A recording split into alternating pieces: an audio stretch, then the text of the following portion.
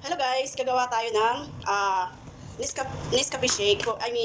Coffee shake. Bali ano siya guys, powder na gatas.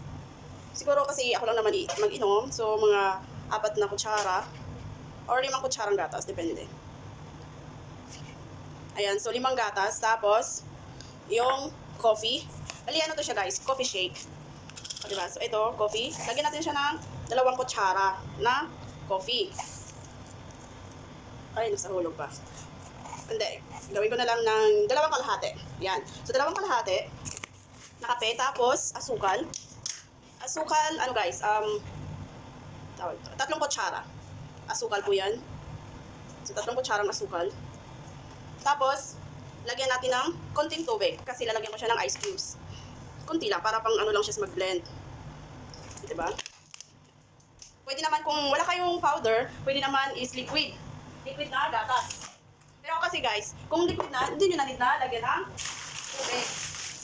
Ako kasi guys, powder ang ilalagay ko, kaya nilagyan ko siya ng tubig. Yun. Ayun lang.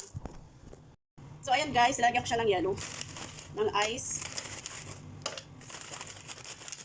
Bago natin siya i-blender.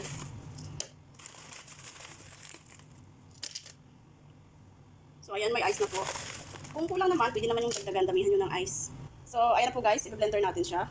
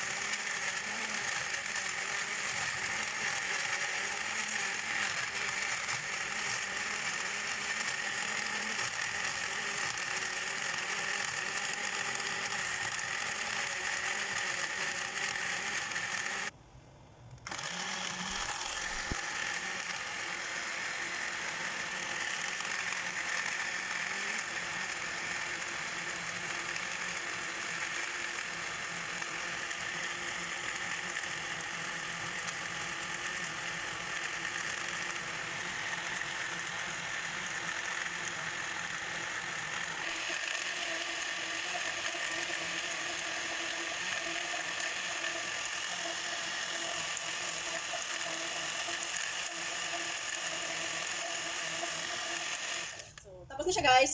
So makita nyo, di ba? Ayan na po. Oh my. So yummy po yan guys. Kaya subukan nyo din gumawa kung gusto nyo uminom ng coffee na malamig, lalo na ngayon sa panahon ng tag-init guys. Ganyan lang po kasimple. Okay, thank you.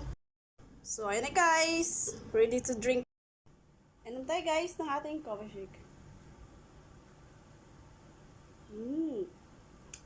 Yummy. Kaya subukan nyo din ang coffee shake guys. Thank you.